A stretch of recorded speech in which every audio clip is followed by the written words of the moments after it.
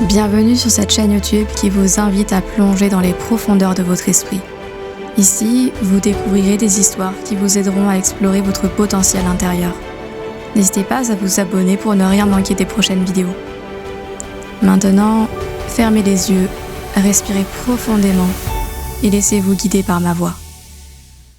Un moine zen vivait avec son frère borgne et idiot. Alors qu'il devait s'entretenir avec un érudit théologien de renom venu de loin pour le rencontrer, il se trouva dans l'obligation de s'absenter. Il demanda alors à son frère « Reçois et traite bien cet érudit.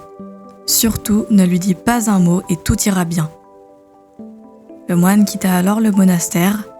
Dès son retour, il alla promptement retrouver son visiteur érudit. « Mon frère vous a-t-il bien reçu ?» s'enquit-il. Plein d'enthousiasme, le théologien s'exclama « Votre frère est absolument remarquable, c'est un grand théologien. » Le moine, surpris, bégaya « Comment ? Mon frère, un théologien ?» Et le théologien de rajouter « Nous avons eu une passionnante conversation et uniquement en nous exprimant par gestes.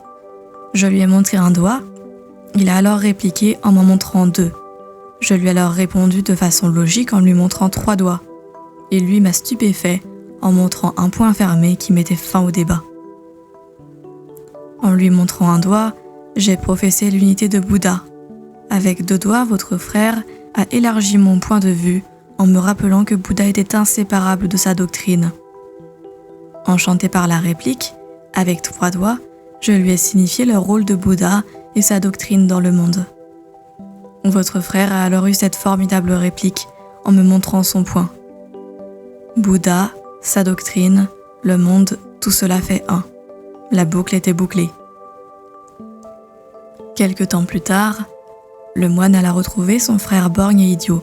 « Raconte-moi ce qui s'est passé avec le théologien. »« C'est très simple, dit le frère. En me montrant un doigt, il m'a nargué pour me faire remarquer que je n'avais qu'un œil. Ne voulant pas céder à la provocation, je lui ai retourné qu'il avait la chance, lui, d'en avoir 2. Il s'est alors obstiné, sarcastique, en me montrant 3 doigts pour me dire « De toute façon, à nous 2 cela fait 3 yeux. » Cette remarque fut la goutte qui fit déborder le vase. En lui montrant mon poing fermé, je le menaçais de l'étendre sur le champ, s'il ne cessait ses insinuations malveillantes. La morale souligne l'importance de la clarté et de la compréhension mutuelle dans la communication. Parfois, nous pouvons penser que nos gestes et nos paroles sont clairs et évidents pour les autres. Mais il est essentiel de considérer comment nos messages peuvent être interprétés de manière bien différente.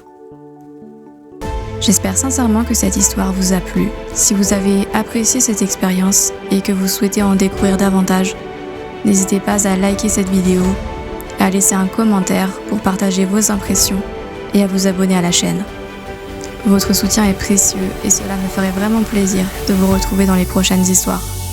À très vite.